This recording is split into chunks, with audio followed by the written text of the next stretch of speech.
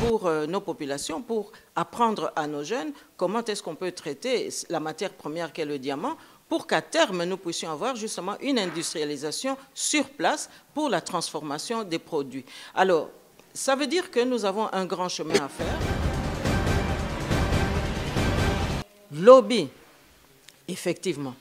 Tokozongisa, orthodoxie wana. Koyeba, kotosa population, koyeba pe kolande la population pour azana na bomoi, na bomengo, ya solo. Chers téléspectateurs du micro du Pasteur Bobo, partout où vous êtes à travers le monde, nous vous disons bonjour ou bonsoir. Ça dépend de l'heure à laquelle vous nous regardez. Nous sommes à Bruxelles, Bruxelles, capitale de la diaspora congolaise, mais aussi capitale de l'Europe. Nous sommes avec Madame Justine Poyo Kassavobo, que vous aimez tant. Nous sommes avec elle. Bonjour Madame Justine Poyo Kassavobo. Bonjour Pasteur Bobo. On vous suit partout à travers le monde. Comment vous vous portez, Madame Justine? Oui, ça va, merci beaucoup. Nous sommes simplement dans l'inquiétude par rapport à la crise qui perdure en République démocratique du Congo. L'actualité RD Congo a encore vraiment bougé. Ban Ki-moon, Akin, votre réaction? Bon, je pense que la communauté internationale est en train de multiplier les interpellations et les interventions pour dire à Kabila que, écoutez, il ne doit pas se hasarder à compliquer la donne en cherchant un troisième mandat. Donc le message du secrétaire général est très clair, hein, dans le sens que, une nouvelle fois, il a été signifié à Kabila que il ne doit pas du tout s'imaginer que la communauté internationale va porter encore son estime à son égard. Les jeux de cache-cache entre Kabila et Perillo, le représentant des US au Congo, d'Obama, Akin. Mais ça montre bien que nous étions ici gouvernés par une équipe d'irresponsables, parce que on ne peut pas vraiment s'imaginer qu'on puisse, à la tête de l'État, se comporter de cette manière. Lorsque le président américain envoie son envoyé spécial, je pense que les règles diplomatiques sont là pour nous guider et pour nous instruire que le minimum, c'est tout de même de recevoir cet émissaire, puisqu'il n'a pas pu prendre l'avion sans avoir la garantie qu'il allait être reçu. Donc je pense que c'est une désinvolture qui est condamnable, mais cela ne nous étonne pas de la part de Kabila, qui en réalité aujourd'hui est en train d'essayer de créer encore des manœuvres dilatoires, mais ça ne peut plus marcher. Je crois que c'est ce qu'on était venu lui dire. Pourquoi Kabila a peur de rencontrer Perillo?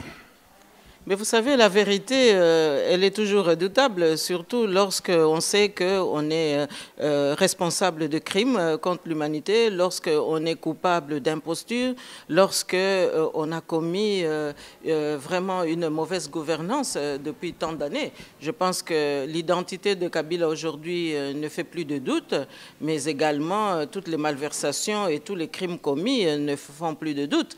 En plus de cela, vous savez que nous avons eu ces dernières années une montée vraiment en puissance des massacres à grande échelle. Il y a des charniers qui se multiplient en République démocratique du Congo, dont Kabila est responsable. Et donc je crois qu'aujourd'hui, il avait peur d'entendre la vérité qu'il connaît déjà. Votre dernière sortie médiatique contre les propos des Robérois, beaucoup de personnes ont commenté là-dessus. De plus en plus, on voit des vidéos, des répliques contre Robérois. Vous-même, votre réaction? Mais ça montre que notre courage a eu le mérite d'éveiller les consciences, ou en tous les cas de mobiliser les consciences pour que les Congolais reprennent leur destin en main. Et je pense aussi que Dieu faisant son œuvre, eh bien la vérité, comme on le dit, finit toujours par triompher.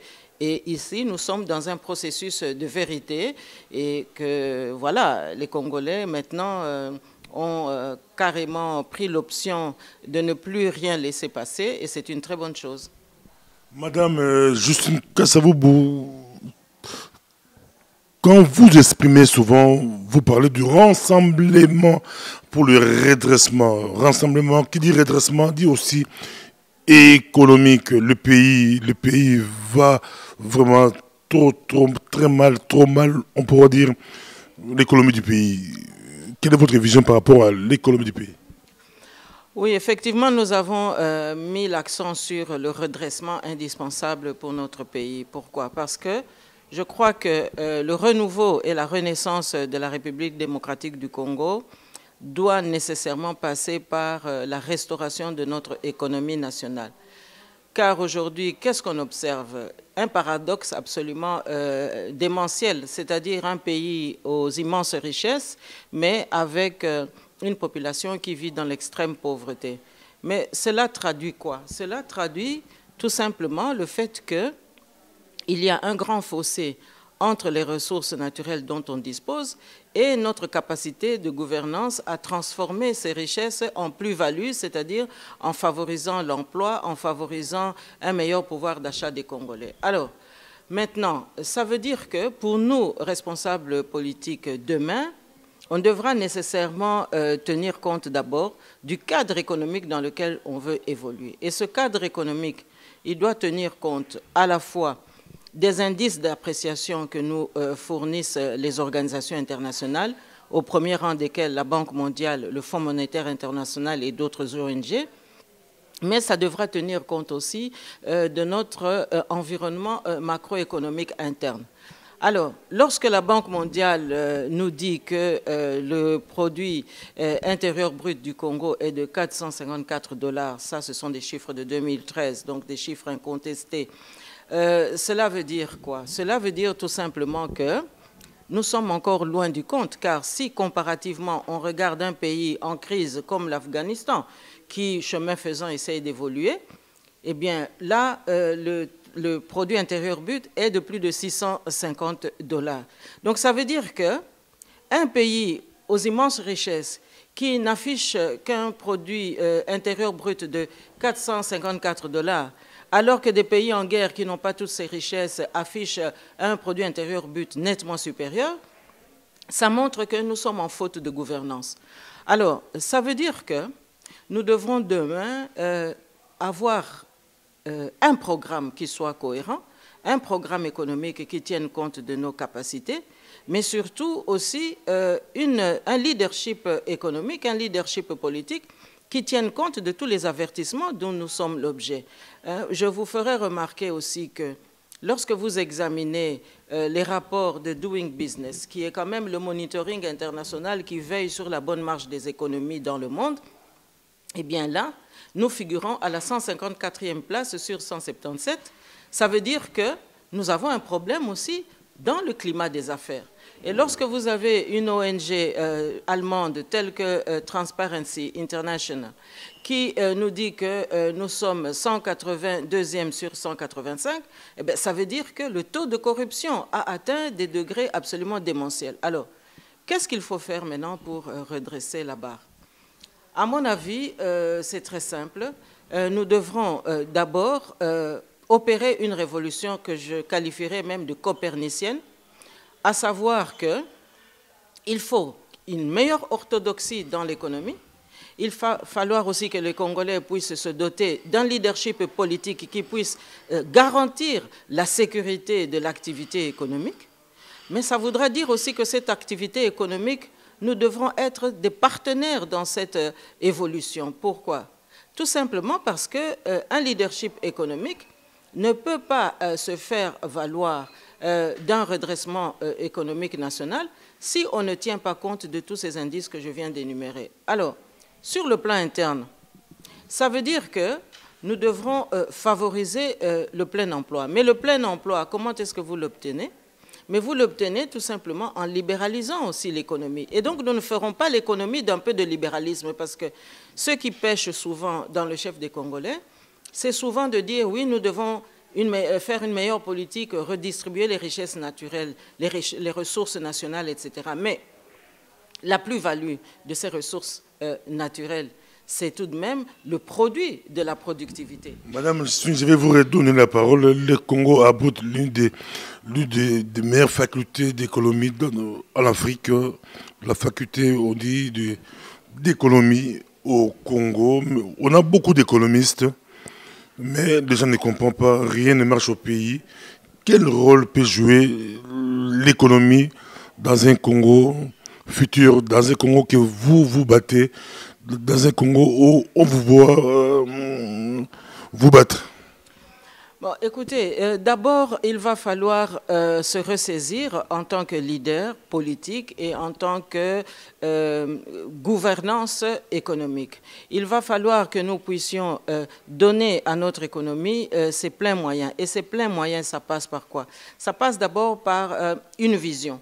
Qu'est-ce que nous voulons faire du Congo dans les 10, 15 et 20 prochaines années? Quels sont les projets porteurs de plein emploi que nous pouvons favoriser? Mais ça veut dire aussi que nous devrons être attentifs au climat des affaires, c'est-à-dire quelles sont les garanties que nous allons apporter aux investisseurs, parce que vous savez, les investisseurs, pour les faire revenir au Congo, ce n'est pas par un décret politique qu'on peut les faire revenir, mais c'est surtout par le souci que nous allons démontrer de garantir un assainissement du climat des affaires, autrement dit, quelle protection juridique nous pouvons garantir aux investisseurs pour que, lorsqu'ils viennent investir dans notre pays, ils soient sûrs que le produit de leur travail, justement, puisse bénéficier non seulement aux actionnaires, mais que ça puisse aussi avoir des retombées sur la population. Pour créer une entreprise en Belgique, c'est moins de 2 jours, tout est fait, mais au Congo, c'est très compliqué de créer une entreprise au Congo. Tout cela, ça bloque. Oui, c'est vrai, mais il y a tout de même eu des tentatives pour essayer un peu d'alléger toutes ces tracasseries administratives.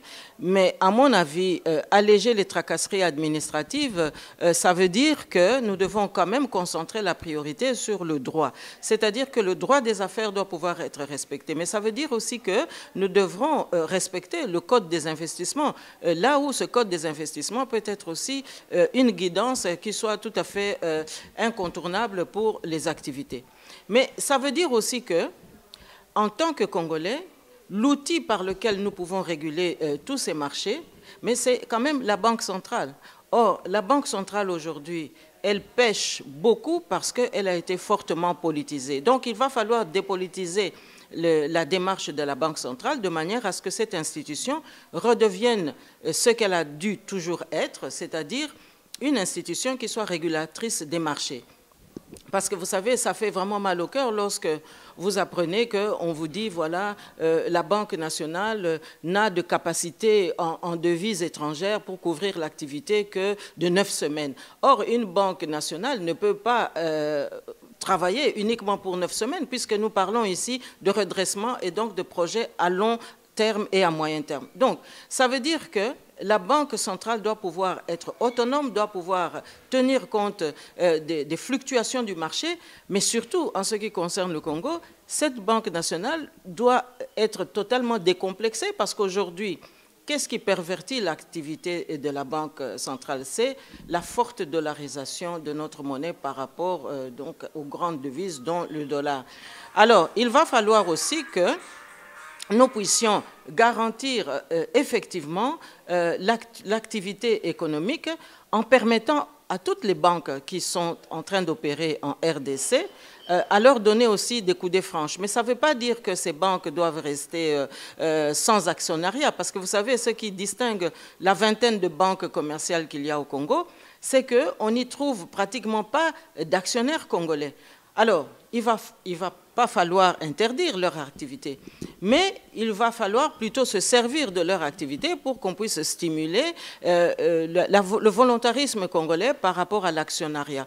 Or, aujourd'hui, la capacité entrepreneuriale des Congolais existe, mais seulement avec la concurrence de l'économie informelle, c'est très très difficile. Donc il va falloir peut-être donner des garanties aux banques commerciales qu'elles puissent poursuivre leur activité, mais peut-être instaurer aussi une sorte de taxe qui les rende redevables par rapport à nos populations, de sorte que le taux de bancarisation qui est si faible aujourd'hui, 1% pratiquement, ça veut dire pratiquement rien, il faut que ce taux de bancarisation puisse être augmenté. Alors vous allez me dire que cela a été déjà perçu comme un progrès lorsqu'on nous a annoncé que maintenant, de plus en plus, nos fonctionnaires sont payés par la banque. Oui, mais ça reste encore une approche qui est un peu passive parce que nos fonctionnaires ne sont pas des opérateurs comme tels, mais c'est un début, c'est vrai, c'est un apprentissage par rapport à l'institution bancaire et nous osons espérer que pour l'avenir, évidemment, que ça va se généraliser. Mais ça suppose aussi... Vous approuvez la croissance matata? Mais écoutez, je crois que ce n'est pas une révolution en soi, c'est même un retard et nous pouvons même déplorer le fait qu'on constate qu'il n'y a pas eu un accompagnement technique qui puisse vraiment donner les coudées franches à nos fonctionnaires. Parce que quand vous regardez les fonctionnaires, eh bien, c'est encore une cohue lorsqu'ils doivent aller toucher leur salaire. Et donc, nous pensons que lorsque l'activité économique va pouvoir vraiment aller de l'avant, évidemment, il va falloir familiariser l'ensemble de la population congolaise, l'ensemble des opérateurs informels de notre pays à l'outil bancaire. Alors, ce qu'il faut aussi noter, c'est que le redressement du Congo devra nécessairement passer par une prise en compte de la spécificité de toutes nos régions. Vous savez que si on regarde la carte géographique du Congo, eh bien, on constate que chaque province a une spécificité économique indéniable. Vous allez au Bas-Congo, vous avez la présence des ports de Matadi, Boma et Banana, qui sont vraiment des outils économiques absolument majeurs. Lorsque vous allez au Katanga, vous avez effectivement les ressources minières, qui sont aussi des ressources et des activités majeures. Alors, qu'est-ce qu'on constate ? Il y a une sorte d'asphyxie qui se passe au niveau de Kinshasa, où vous avez une agglutination des populations qui, à cause de la guerre, sont venus chercher refuge ou sont venus opérer des activités de toutes sortes. Alors que nous avons des pôles de convergence et des pôles de croissance économique, plus exactement, vous avez au Katanga, vous avez au Bas-Congo, mais on peut aussi regarder la province orientale qui a une spécificité. Il y a la forêt notamment, il y a la cuvette centrale qui aujourd'hui est un enjeu écologique absolument indéniable. Alors si vous regardez l'Équateur, évidemment vous avez ce qu'on a toujours connu, le café, mais qu'on pourrait aujourd'hui diversifier davantage. Et puis vous avez aussi le Bandundu où l'activité halieutique peut également trouver toutes ces lettres de noblesse. Alors, lorsque vous allez au centre, vous avez la région diamantifère. Eh bien, c'est quand même étonnant de voir que, à cause du faible taux d'industrialisation de notre pays, 5% en l'occurrence, ça veut dire pratiquement rien, eh bien, une région aussi prospère, promise à une grande prospérité telle que le centre, eh bien, il n'y a même pas une école de formation pour nos populations, pour apprendre à nos jeunes comment est-ce qu'on peut traiter la matière première qu'est le diamant, pour qu'à terme, nous puissions avoir justement une industrialisation sur place pour la transformation des produits. Alors, ça veut dire que nous avons un grand chemin à faire. Mais ce n'est pas à cause des lobbies juifs qui contrôlent le marché mondial du diamant? Non, je pense que ce n'est pas comme ça qu'il faut voir les choses. Les lobbies juifs n'interdisent pas aux gouvernants congolais de créer des écoles de spécialité, de créer des écoles de spécificité économique pour que nous puissions avoir une main-d'œuvre qui soit qualifiée. Ils ne nous l'interdisent pas. Or, nous pêchons parce que dans nos programmes, cela n'a pas pu être mis en œuvre. Alors moi, je prône pour une politique qui puisse envisager des pôles de convergence économique. Et à ce moment-là, nous allons désasphyxier en quelque sorte les pôles extrêmes que sont Kinshasa et sa région province, ainsi que le Katanga, de manière à ce que chaque région puisse se reconnaître grâce à des travaux d'envergure qui peuvent attirer une main-d'œuvre intensive, eh bien, à ce moment-là, vous allez avoir une meilleure fluidité de notre économie nationale, vous allez aussi avoir une meilleure compétitivité de nos opérateurs sur place, et enfin, vous allez avoir une meilleure attractivité pour les investisseurs, parce que dès lors que sur le plan local, les investisseurs se rendent compte que le climat s'améliore et que nos propres opérateurs nationaux sont en train de faire du bon travail, eh bien, ils viendront compléter ce chantier-là.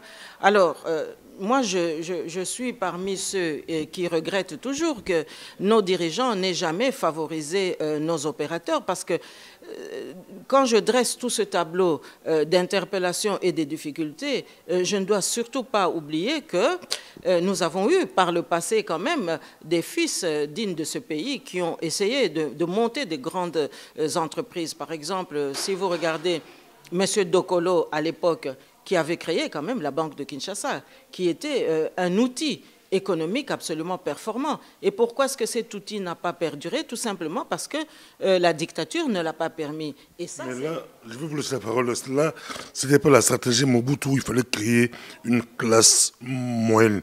On a financé des gens comme des Dokolo au Bas-Congo. À l'Équateur, il avait des Papa Bemba Saolona au Kivu, au Katanga. Il fallait financer déjà pour créer une classe moyenne. C'était la stratégie de Mobutu. Mais on peut s'interroger pourquoi toutes ces tentatives n'ont pas abouti. Je ne pense pas que, dans le cas par exemple de M. Dokolo, je ne pense pas qu'il ait pu faillir en termes de ténacité ou en termes de persévérance. Non, je pense qu'à partir du moment où l'outil produisait de la richesse, eh bien ça commençait à poser un problème, puisque nous avions une gouvernance qui n'était pas attirée par la création de richesses, mais plutôt par la création d'un culte de la personnalité. Et vous savez que l'économie florissante ne se marie jamais avec culte de la personnalité, parce que plus vous avez une classe économique, une classe moyenne qui a tendance à s'enrichir et donc à devenir forte, à devenir puissante, eh bien plus elle fait peur à un dictateur. C'est la raison pour laquelle nous prônons que la démocratie puisse reprendre ses droits dans notre pays, parce que dans un jeu démocratique où le peuple a sa raison d'être, où le peuple a sa voix qui compte, où les choix économiques sont destinés à la prospérité de ce peuple, eh bien, à ce moment-là, nous sommes vraiment en phase. Mais lorsque vous avez un pouvoir politique qui est dictatorial, eh bien, nous ne pouvons pas évoluer dans de bonnes conditions. C'est ce qui explique la déliquescence de notre pays aujourd'hui. Donc, moi, je crois que demain, il va falloir, justement, au-delà de cette esquisse que je viens d'élaborer ici, que nous puissions nous conformer à un accompagnement objectif, je ne dis pas un accompagnement néocolonialiste, mais un accompagnement objectif avec les grandes institutions internationales, la Banque mondiale, le FMI. Je sais que nous les avons souvent décriés parce qu'évidemment, FMI, notamment lorsqu'il s'intéresse à nos pays, c'est souvent pour des ajustements structurels qui ont souvent été drastiques et même très pénibles pour nos pays. Mais je crois que lorsque ce monitoring s'accompagne d'une gouvernance raisonnée, d'une gouvernance responsable, d'une gouvernance légitime, parce qu'on aura choisi un chef de l'État de façon démocratique et donc de façon légitime, alors à ce moment-là, je pense que la bonne intelligence peut permettre au pays d'avancer et d'aller de l'avant. On vous suit, Madame Justine Kasavubu. Une fois aux affaires, vous allez prôner quel système économique? Allez-vous étatiser les entreprises ou vous préférez privatiser? Je pense que le degré de responsabilité des hommes politiques dicte deux choses.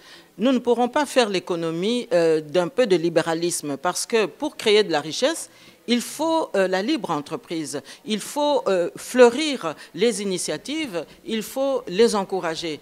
Et la libre entreprise le permet. Bon, mais cela ne veut pas dire que la gouvernance politique doit démissionner. Au contraire, il va falloir vigiler, il va falloir contrôler, il va falloir aussi accompagner. Je préfère même le terme accompagner, parce que l'acteur politique aujourd'hui, comme l'acteur politique que le peuple congolais va se choisir demain, mais c'est un acteur politique qui doit avoir à cœur la prospérité du Congo, le développement du Congo. Nous en avons les ressources, donc maintenant il faut passer à la mise en œuvre. Et la mise en œuvre exige que nous puissions permettre aux talents de s'exprimer. Et la meilleure manière à ce que les talents puissent s'exprimer, c'est de favoriser la libre entreprise. Mais une libre entreprise qui soit régulée par un marché où une banque centrale joue son rôle, où les responsables politiques laissent l'économie fleurir, laissent les banques fonctionner avec des règles claires, et où les investisseurs se sentent en sécurité parce qu'ils sont encouragés grâce à un climat des affaires qui tiennent compte aussi de leurs intérêts. On le suit. Est-ce que les blocages ne se trouvent pas au niveau de l'Occident? Parce que nous savons bien que c'est eux qui fixent les prix. Les dirigeants africains pleurent. On voit le prix du cacao est fixé par la France. Au Congo, c'est l'Occident qui fixe les prix des matières premières. Les Africains ont tenté à plusieurs reprises de faire décoller l'économie africaine, mais apparemment, il y a un blocage au niveau, je crois, vous étiez ambassadeur dans ce pays, vous êtes au courant au niveau de l'ACP, les combats que l'Afrique mène, mais ça ne marche pas. Bon, écoutez, les Africains, c'est vrai, ont exprimé certaines initiatives, mais je pense qu'ils doivent encore aller plus loin dans la persévérance et aussi dans l'unité, dans la cohésion. Parce que regardez, qu'est-ce qui fait la force de l'Union européenne aujourd'hui? C'est sa capacité à être cohérente. Et donc, je crois que si les Africains persévèrent dans la cohésion et dans la distinction aussi, la capacité, je dirais, à distinguer quels sont leurs intérêts communs et quels sont leurs intérêts divergents, à privilégier les intérêts communs et à parler d'une seule voix pour les problèmes qui les concernent tous, mais à ce moment-là, je crois que ce sera très difficile qu'ils ne puissent pas obtenir gain de cause ou en tous les cas d'obtenir des négociations qui puissent aussi satisfaire nos populations. Donc je pense que c'est vrai, lorsque vous dites que l'Occident fixe les matières premières, là c'est vrai que nous souffrons de cette inéquation, mais en même temps, je peux aussi vous rappeler qu'il y a quelques années ou quelques décennies, les pays producteurs de pétrole subissaient aussi cette inéquation. Et qu'est-ce qu'ils ont fait? Ils se sont organisés, ils ont constitué en quelque sorte un front commun qui a mis en place l'Organisation mondiale du pétrole, l'OPEP, dont le siège est à Vienne. Donc je crois que lorsque les intervenants distinguent leurs intérêts, lorsqu'ils parlent d'une même voix, il y a moyen de faire des avancées et je ne désespère pas. Au niveau du Congo, au niveau de la Banque mondiale, c'est possible d'avoir une politique macroéconomique. Le pays est surendetté, on ne comprend plus rien. Même Matata Ponyo commence à pleurer. Lui qui prônait, lui qui chantait la croissance. Aujourd'hui, Matata Ponyo pleure, le cuivre a baissé, non parce que le Congo a voulu, mais c'est parce que l'Occident a voulu. Bon, écoutez, un Premier ministre qui, comme son chef, s'entête à rester en place et qui pleure, bon, c'est beaucoup plus l'essoufflement d'une relative incompétence. Donc, je ne vais pas m'attarder sur les états d'âme de M. Matata. Moi, je crois que ce qu'il faut aujourd'hui, au contraire, souhaiter pour notre pays, c'est que nous puissions demain, effectivement, à la faveur de l'alternance politique qui s'annonce, que nous puissions vraiment mettre en place des responsables politiques qui soient beaucoup plus soucieux des intérêts de nos populations et qui respectent aussi le budget de l'État. Parce que ce qu'on n'a pas encore évoqué ici, c'est que pour que tout ce que nous avons dit jusqu'ici puisse vraiment tenir le cap, eh bien, il faut des responsables politiques qui respectent le budget. Or, le budget, c'est pratiquement une cause nationale, c'est pratiquement un outil indispensable qu'il faut aussi respecter avec beaucoup de rigueur. Pourquoi? Parce que le budget, c'est la capacité que se dote un gouvernement pour réaliser les objectifs qui ont été définis dans le programme. Alors, ce budget, comment est-ce qu'on peut l'acquérir? Mais d'abord, en équilibrant les finances publiques. Et comment est-ce qu'on peut équilibrer les finances publiques? Mais c'est de regarder d'abord quels sont les avantages que nous tirons de nos recettes. Quelles sont aussi les dépenses de l'État? Donc il va falloir là arbitrer. Qu'est-ce qu'on consent comme sacrifice par rapport aux dépenses? Et puis, quels sont les avantages que nous allons tirer par rapport aux recettes? Et les recettes, nous les obtenons comment? Mais nous les obtenons d'abord par les taxes que perçoit l'État. C'est pour ça qu'il faut qu'il y ait une orthodoxie qui revienne en ordre de marche pour que chaque contribuable congolais, chaque opérateur qui pratique au Congo une activité quelconque se sente obligé à la solidarité nationale en payant une taxe. Vous savez que nous avons par exemple des compatriotes qui ont parlé de flat tax il n'y a pas si longtemps, c'est-à-dire une sorte de taxe à taux unique qui permettent à chacun de consentir au même effort, mais pourvu que chacun paye sa quote-part, de sorte que l'État puisse récupérer ce qu'il doit récupérer afin de les affecter aux différents secteurs prioritaires de notre économie.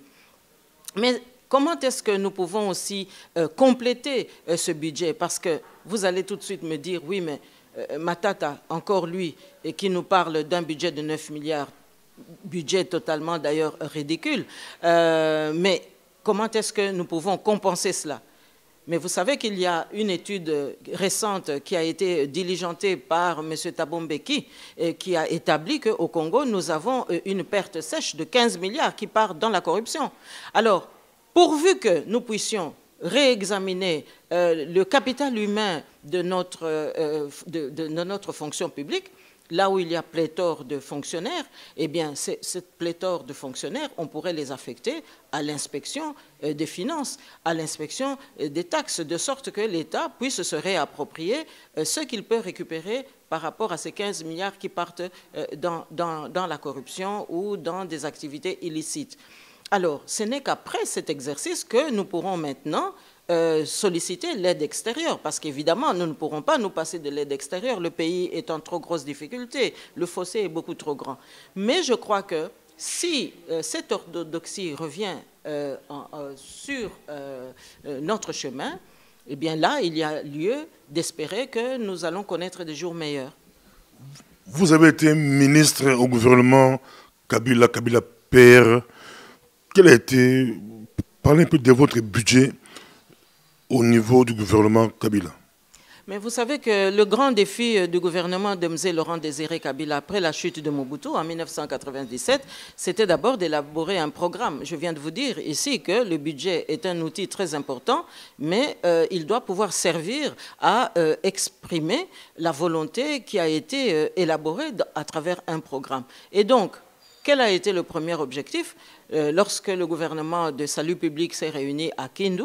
Je vous le rappelle, eh bien, c'était d'élaborer un programme qui était dénommé programme triennal. Eh bien là, il a fallu faire acte d'urgence parce qu'évidemment le pays était en grosse difficulté et la rébellion avait aussi produit ses effets néfastes parce que dans toute conquête du pouvoir, il y a du positif et il y a du négatif, mais il a fallu pallier au plus pressé. Les caisses de l'État étaient exsangues et donc il a fallu au moins dresser un tableau de bord pour que nous sachions exactement où nous devions aller. Et je vous ferai observer que justement, comme les caisses de l'État étaient vides, et que l'Occident, parmi lesquels nos partenaires les plus habituels, eh bien, avait conçu un plan pour organiser la conférence des Amis du Congo qui a eu lieu quelques mois après, ici à Bruxelles. Et c'était quoi? C'était une conférence destinée à réunir des fonds de manière à permettre à notre économie nationale d'être relancée. Alors, voilà un petit peu les préoccupations. Donc, ça nous ramène à constater quoi? À constater qu'un programme, ça reste une préoccupation majeure lorsqu'on veut diriger un pays. Et lorsqu'on a ce programme, il faut maintenant se doter d'un budget conséquent. Et je viens de vous donner ici quelques pistes pour pouvoir obtenir ce budget. Mais au bout du chemin, il y a évidemment l'orthodoxie, il y a la rigueur, il y a l'éthique dans la gouvernance, parce qu'il va falloir qu'on évite demain qu'il y ait des détournements de fonds publics. Regardez, une des dérives qu'on a constatées dernièrement, c'est que par rapport au budget de l'État, dont je vous dis 9 milliards, c'est ridicule, mais nous avons vu que le gouvernement Matata a érigé un bâtiment dit hôtel du gouvernement, mais ce n'était pas du tout acté dans le budget de l'État. Et donc, ce genre de comportement où vous avez une délibération parlementaire qui vous donne un budget ou qui vous trace une piste, et alors vous avez dans la pratique des gouvernants qui font le contraire ou qui font autre chose. Ça, ce sont des genres de pratiques que nous devrons absolument bannir si nous voulons redresser notre pays. C'est la raison pour laquelle je dis que tous ces outils et tous ces monitorings qui entourent toutes les économies nationales, le Doing Business, Transparency International et autres, le PNUD, par exemple, le Programme des Nations Unies pour le développement, qui nous alerte à tout bout de champ que voilà, le taux de pauvreté se trouve à tel niveau ou que le taux de chômage est à 80%, etc. Donc voilà des cheminements qui devront tenir compte de tous ces atouts, parce qu'un pays qui veut se développer ne doit pas se mettre à dos les institutions internationales qui sont un peu, en quelque sorte, des veilleuses de l'économie. Parlons un peu histoire. Il se raconte que Kasavubu n'a pas eu beaucoup de difficultés car il a hérité des infrastructures de la colonisation. Il avait presque tout. Il avait même, on dit, une caisse noire que les colons ont laissée. Ils ont fouillé dans la précipitation de l'époque Kasavubu. C'était bien, ils avaient tout. Mais écoutez, je pense que, pardonnez-moi, mais c'est peut-être un peu simpliste d'approcher la question de cette manière-là, mais c'est quand même une reconnaissance que vous me permettez de souligner ici par rapport au rôle de Joseph Kasavubu. Je vous rappelle justement que l'orthodoxie de Joseph Kasavubu a été d'abord dictée par sa propre éthique personnelle. Vous savez que sous l'administration coloniale, il a été fonctionnaire aux finances. Et comme on le sait, aux finances, il a fallu qu'il puisse faire valoir ses qualités de gestionnaire, ses qualités de méticulosité par rapport aux chiffres, par rapport aussi aux projets, par rapport aux programmes et par rapport aussi au rôle que doivent jouer les finances publiques dans une administration. Et donc, cette éthique personnelle qu'il avait, il l'a développée lorsqu'il est devenu président de la République. Alors, maintenant, la légende est connue de tous que le président Joseph Kasavubu, lorsqu'il allait en mission, et lorsque les deniers de l'État accusaient des reliquats, eh bien, il remettait ces reliquats. Vous redonnez la parole, il y a un grand débat ici. Mobutu pleurait toujours dans ses discours. Pendant que les autres construisaient, nous, on ne faisait que reconstruire. Mobutu a pris le pouvoir, selon lui. Après une rébellion de son 4, il avait beaucoup de... tout a été pillé, tout. Mais Kasavubu a pris le pouvoir, 60, il avait tout était bien. Donc, il avait beaucoup d'avantages par rapport aux autres. Kabila Père dirait que lui aussi, il a pris le pouvoir. Mobutu avait tout pillé, 32 ans. Nous parlons de l'époque Kasavubu. Kasavubu prend le pouvoir. Bien qu'il était un bon gestionnaire, comme vous le dites, mais il a trouvé quand même de l'argent. Son gouvernement... Ils n'avaient pas d'argent comme les autres. Non, mais vous savez, justement, ce qui peut distinguer une gouvernance responsable d'une gouvernance qui ne l'est pas, c'est l'éthique personnelle des dirigeants.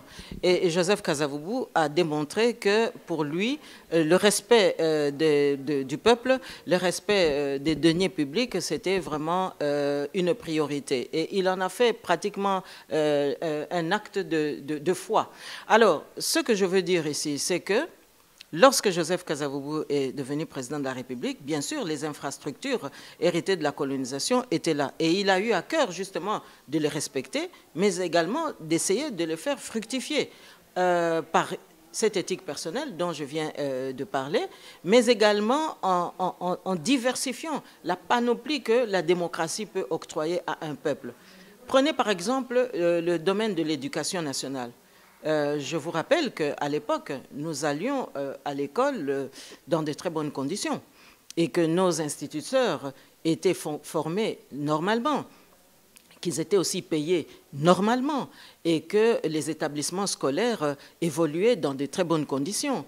Alors, on a multiplié les bourses d'études. Pourquoi? Parce qu'il y avait une vision. Et je vous ai dit tout à l'heure qu'il faut qu'il y ait toujours un programme pour la gouvernance. Donc, il y avait une vision. Quelle était cette vision? Eh bien, c'était de faire du Congo, dans les 15, 20, 30 ans à venir, un pays où il y aurait plus d'intellectuels, plus de gens qualifiés, d'ouvriers qualifiés, pour que notre pays entre dans une phase d'industrialisation de l'économie, mais également entre aussi dans une phase de conception de notre propre développement par rapport à un modèle économique qu'on aurait défini.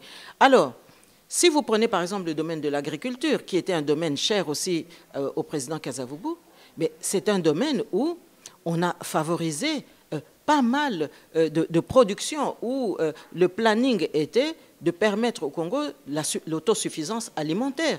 Et si vous regardez les archives de cette époque-là, vous verrez que par rapport à l'époque coloniale, on a voulu vraiment favoriser le paysanat, les coopératives des paysans pour qu'effectivement, ils puissent aussi générer des ressources par rapport à leurs activités agricoles. Alors, si vous allez dans le domaine maintenant militaire, domaine hautement sensible aujourd'hui, vous allez constater que la gouvernance de Kasavubu, c'était une gouvernance où il fallait maintenant multiplier l'africanisation des cadres et donc donner à notre armée nationale une capacité à se spécialiser, une capacité aussi à obtenir sa propre gouvernance par une élite qui soit digne de ce nom et digne aussi d'un grand pays comme le Congo. C'est la raison pour laquelle vous avez pu constater que pendant ces années-là, eh bien, nous avons eu énormément d'officiers congolais qui sont venus étudier dans les académies militaires ici en Occident pour doter notre armée d'un outil qui soit vraiment sans faille, qui soit fort, digne d'un grand Congo. Et c'est justement là une ambition aussi que nous devrons recouvrer demain pour que notre pays ne soit plus victime de la risée du monde parce qu'un petit pays se hasarderait demain à nous agresser encore une fois. Donc la restauration de notre armée nationale restera une priorité demain aussi. Alors si vous allez toujours durant la période du président Kasavubu, si vous regardez maintenant le domaine de notre économie, l'économie, nous venons d'en dire un mot par rapport aux perspectives d'avenir.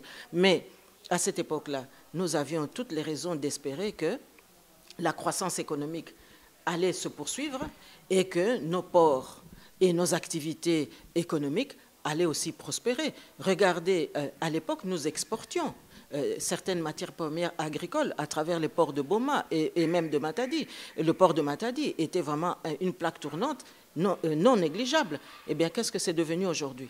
Alors, maintenant, si vous regardez par rapport aux énergies renouvelables, par rapport aussi aux ressources énergétiques à proprement parler, nous avions déjà la connaissance que le Congo était producteur de pétrole.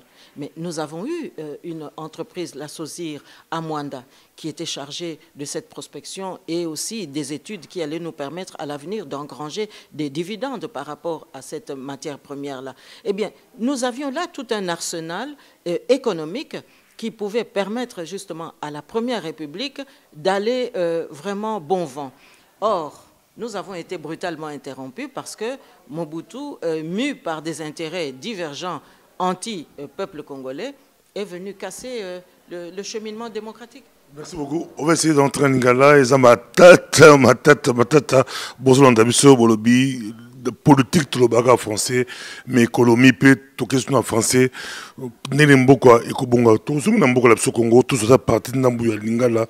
Maman Justine Kasavubu, Bazolando, Bazé Belé, Bazé peut la rappeler Koyokayo, na deux langues Oyo, le peut-être le but au côté avec Congo, tout au côté avec Chilou, Bala Swahili. Toi et Panayo. Sa réalisation donc Mobutu a eu entreprise non sociale qui ont le lobby avec au cassé à zongsi yango et pas ya batumundu c'est quand même une bonne chose ba pisi ba congolais ba entreprise ba gérer yango ou le salaire mindele c'est une bonne chose. Oyebi pasteur Bobo, économie nationale ezali lisekité ezali bizaleli oyo congolais nyonso tu il faut alanda po temboka na biso ekende liboso ozako teka eloko na yo bénéfice ozanango osaleli ndambo oloni lisusu ndambo po lobi ebota lisusu mingi koleka po tangu mutu na mutu azako lona azape koteka azako sala musala na ye noki mboka nyonso tu bozwi bomengo ya solo mais tangu ye Mobutu aye kokabola ba entreprise liboso to landelango na ndenge ya kokabate ya salaki yango ndenge nini ezande liboso abotoli omoni abotoli ba entrepreneur na ba chef d'entreprise oyo bazalaki na ba entité na bango ba PME oyo balwaka ba petite et moyenne entreprise classe moyenne na biso esengelaki ezwa exemple. Le contexte à l'époque abotoli bindele les équipes politiques mais correct c'est que comme Makasi un leader noir africain azamakasi abina botoli bindele pour la colonisation en beaucoup la biso comment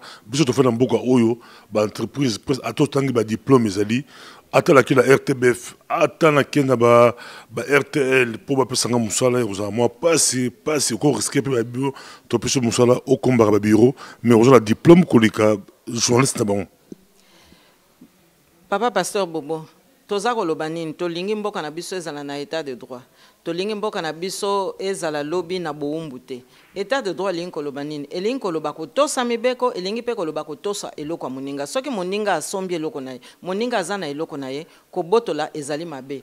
Po soki yo ozali leta, okomi kobotola exemple nini yo kopesa na population po ye alo na lobi eya kobota bomengo po na bana oyo biso toza kobota. Omoni elingi koloba tangu Mobutu aza kobotola esengelaki asala ngo ndenge wana te, esengelaki nano atala ndenge nini mboka eza kokende, modèle nini ya koki kotala pote abenga baoyo na kati na biso bazali na makasi pe bazali na mayele ya kosimba ba société wana, ya kosimba ba entreprise wana. Po omoni mondela avandaki to ba indien ba pakistanais po bazalaki pe mingi bato abikolo wana o bazaki na ba magasin ya ndenge na ndenge ba portugais babandaki kala pe bazalaki kaka komema likambo yango eza kaka koumela ndenge baza koloba baza kopéreniser yango.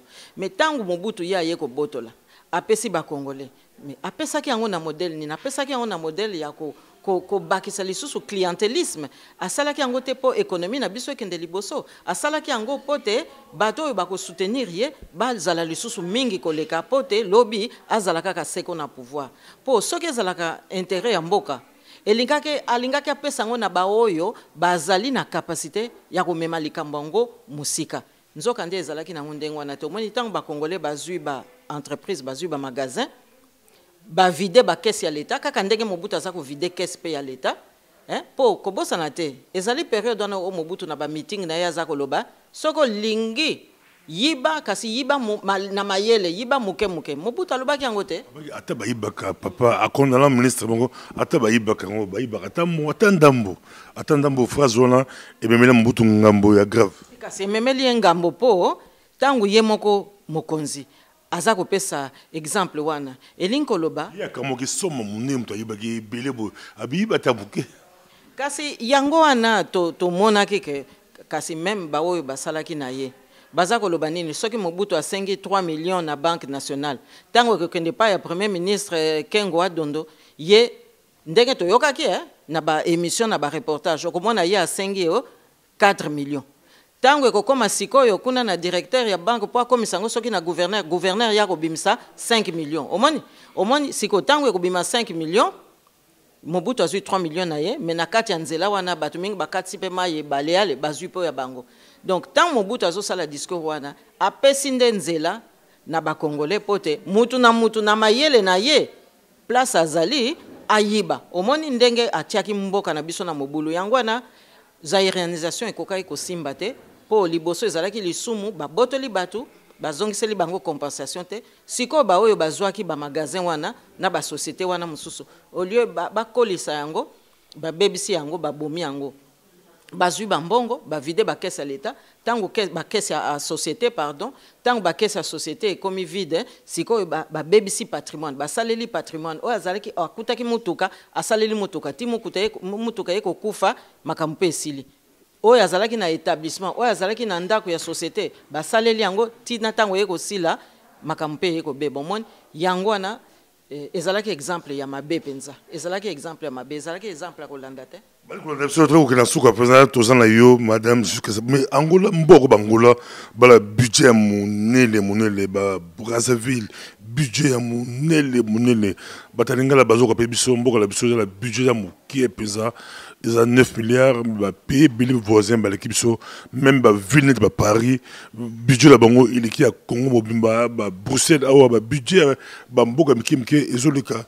Ukolo ba ni comme budget pourquoi ils ont toujours mon boulot, batalinga balikolonda. Mais budget za mon boulot, papa pasteur Bobo, po namboka na biso motema mabe ko bakisa ko yiba eleki ndelo. Omoni yango wana epai na biso budget 9 milliards. Yo so mona wapi budget 9 milliards mboka munene lokola Congo. Awa balobi 9 milliards. Kuna tabombeki ayeli biso mikanda mususu ba yekoli biso balobi oh non 15 milliards nde eza ko kende na muyibi.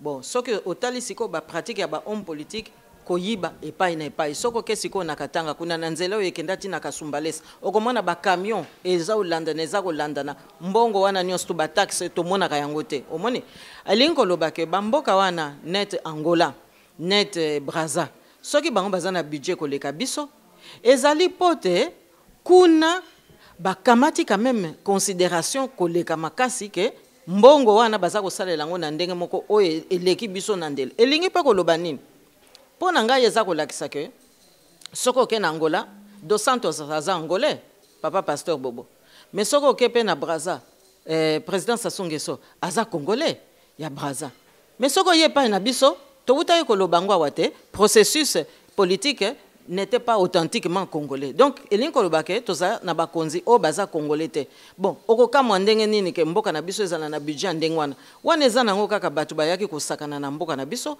bayaki kosakana pe na biso, bayaki pe kotia biso penza mobulu moko ya mabe, po baza na intérêt moko te ya kotosa peuple na biso. Soki budget za ndenge wana ezali pote processus ezalaki authentiquement congolais te. Donc, ndambu oyo ba congolais bazozwa, oyo ba mizweli mais ndambo mususu esengelaki eya ko compléter eza ko kende na mboka bapaya économie mboka la biso Congo zo matate to kenda penza bali ko landa biso penza to le la toujours ta to tondi ba na poto to kimi Congo la ko ba mboka nyonso mais mboka la biso la diamant eza la wolo eza la coltan eza la biloko nyonso na ba na sani na nzungu ya ba mama la biso na Congo bali ko zanga ta biloko olia bali ko zanga soso bali ko zanga mbisi bali ko zanga biloko na mai na zamba biloko ze belé ba richesse belé ba richesse ya Congo ekendaka wapi to lelo to kolobela économie ya mboka papa pasteur Bobo lisolo eza mulai kasi tokoki oloba boy likamba liboso na ndenge biso to yebeli pe na ndenge to yoki ciment ya Congo mingi ekendeke Tanzanie tunanga ndenge nini bon ba makamu mususu ba diamant mususu ekendeke epai to yebite mais to yebike uranium par exemple uranium mususu ya muyibi batindaka ngo na Iran uranium mususu ya muyibi ekenda na Corée du Nord yango nazomona lelo yo soki ye Kabila bazotia yepe moto eza pote vigilance internationale oyo etali ba matière première wana esengaki esala mandenge wana te po tosi tolobaki lisolo yango awa uranium eza eloko bakoko koteka bitekela te ya asali yango atosi conscience mondiale te yango wana pe baza kolandela ye bon biloko mosusu mbisi yo moko tala kaka toza na ba fleuve toza na ba rivière ba mai kilikili ba mbisi eza kopola na kati ya mai au lieu pêcherie ezala organisée ndenge to utu koloba liloba moke na lopoto agriculture na biso au lieu to stimuler yango po ba pêcheur na biso pe bango pe bazwa ba coopérative ezonga kilikili bakoka kosala musala bakoka koteka bambisi na bango te toza komemela bango sikoyo ba Thompson oyo yaka surgélation wana pe to yebite soki eselali ba sanza boni na ba carton omoni nga epesaka nga mawa na wenze simba zigida to ata oke na grand marché ozomona bana mibali oyo bazako ya bazako décharger ba camion ba carton ngo mususu a Thompson ta musu ese pasuki nango eloko ezo simba ngo kaka mwa fil de fer moko boye yango na bazako ya koteka etamboli mikolo boni na nzela avant ekoma na wenze na biso oyokaki kala mingi te tomona kaka pe ba député bakendaka na Matadi pona ko vérifier po bazako tekela biso bazako memela biso baloso moko ya kopola nzoka nde na bumba pe epai na biso baloso bazalaki kosala mais pona nini loso ezo sala masu mingi tamboka na biso te bazaka ko importer po te tangu bazako importer biloko wana pouvoir en place bango bazako zwa ba intérêt na bango wana na kati bazana posa te que peuple azala na kimia peuple azala na santé ya malamu pourvu que bango ba gagner au moins ba circuit wana nyonso tu yango na tabombeke alobi ke mbongo mingi ya leta eza ko kende na libanda po ba dérégler économie nationale alors oyo nyonso tu wana eza ko kende na banzela ya pembeni eza ko bota bambongo oyo eza ko zongela kese ya leta te au moins mais eza ko zongela ba poche ya ba individu ya bato ba na pouvoir. Tu promets que tu continuer l'économie de Maman Justine Kassabou, vous avez dit que Makasi, matata. Est-ce que Madame Justine Kassabou, so yo zu bende, yo zu pouvoir, yo au Kambi Congo, yo aux ongi, aux affaires, pour ça quand makila Kassabou, babé kenda rapé zonga, lango so zongi lobby Kasavubu ya mwasi mokonzi ya Congo c'est tokolia mbala misato ndenge tolia kala na tango Kasavubu papa ou mbala mine mutale penza po tola biloko nyonso bali kolanda yo c'est possible que tolia tongo midi pourquoi biloko zanga la Congo.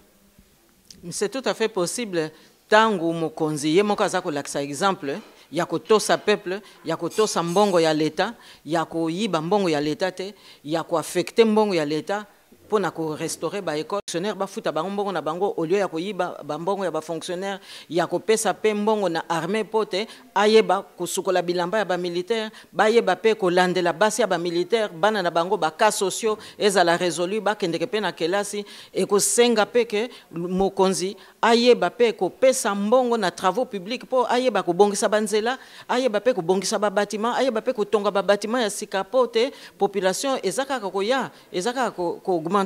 Donc elin kolobake lobby effectivement tokozongisa orthodoxie wana ko yeba ko tosa population ko yeba pe ko lande la population po azala na bomoi na bomengo ya solo toko yeba pe ko garder mesure ezate ke yo poza mokonzi o banda ko benga gouverneur ya banque amemela yo caisse to okende na RVA kuna na njili esika ba taxe kotaka bebo o senga ba taxe wana ba memela ngoyo ou bien okende kuna na régie des voies maritimes otala soki masuwa nini ekoti te to okende osala mwa chantage moko kuna po baye soki na ba matière nini yo okende nano kosala COP moko kuna biloko wana nyonso tu tokozongisa régulation wana papa pasteur Bobo. Il faut économie na biso ezala na mibeko oye ko permettre que maman yazo kende teka ndunda na ye azala protéger. Yo pe ozako kende ko somba sapatu no na magasin ozala protéger. Oye ba pe ke loko ozako somba eza eloko ya qualité. Tokokite to tika mboka na biso boye n'importe qui azako ya tar mususu pe biloko oye azo memela bino eza nango polluer. Oyebi kala mingi te nazalaki na Congo. Toyokaki sango moko bambisi moko bati yango formol. Batiango formol nde yango na mbisi bazako kendo teke la population biloko wana tokozongisa inspection vétérinaire na nzela pote biloko yo population azako lia soki te eza biloko esengeli euta na libanda ekota na mboka na biso il faut inspection sanitaire inspection ya hygiène ekota pe na kati inspection vétérinaire pe kota na kati poto yeba bangombe tozako bokola bazali na santé malamu ba meme toza kolia bantaba toza kolia est-ce que bazana na santé malamu est-ce que oya za ko teka ngo azako trafiquer to azako trafiquer te ba diamant na biso ba ressources naturelles toko sala makasi papa pasteur Bobo po siko congolais akomi na mayele mingi toko kipe ko sala ba classe o ezako lakisa ye diamant ezalaka ndenge nini diamant ba ye ko la kongo ndenge nini okotangela ngo ndenge nini okosomba ngo ndenge nini okoteka ngo pe ndenge nini pote lobby ezala plus-value ezala lisusu te o kamata avion kende na libanda soko lingi pensa ba sombela biloko na ndenga bien et ko permettre pe biso lobby tozala pe na industrialisation ya ba matière wana po ba pekise biso te to sala yango mais motema mbabende e pekisaki ba homme politique na biso ba réinvestir donc il faut lobby industrialisation na biso et kota pote yango mute ko mema misala tozana besoin peuple congolais azwa musala pote akoka kolesa bana na ye to kende na nzela oyo ba président Kasavubu batikela ki biso moni papa pasteur Bobo kolia 3 à 4 fois par jour kotinda bana na kelasi kopesa pe mwana ta pata na ye po na nzela kelasi ayeba kosomba ta mikata na ye oyo kokimisa e oyo kopesa ye penza mwa kimia le raza na classe. Merci beaucoup. C'est que Sengo Kohamba, Madame Susine Poyo Kasavubu Bolandi, Boki Fimbu Yango, Beta ki Rubero, mais ce qu'on Fimbu Yango et Ekobeta la économie en Boka, Ningala qu'il faut combo Moko Babalaye, il faut Fimbu et Betama pour être économie la biso et Fanda et Bonga pour Congo Azala Nyonso, mais Sengeli Fimbu, le collègue Justine Kasavubu et Beta. Et beta fimbu yango et ko sala pasi mais et ko bongusa Congo ndeto monali prochainement encore la économie kaka fimbu ya économie. Merci.